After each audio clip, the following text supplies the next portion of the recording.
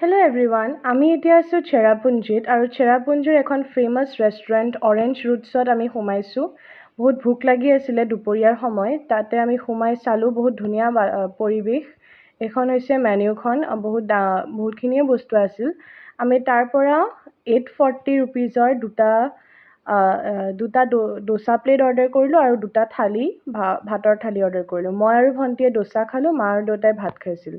So' ভণ্টিৰটো I guess মছলা ডোচা আছিল আৰু মোৰটো ঘি ৰোষ্ট ডোচা আছিল।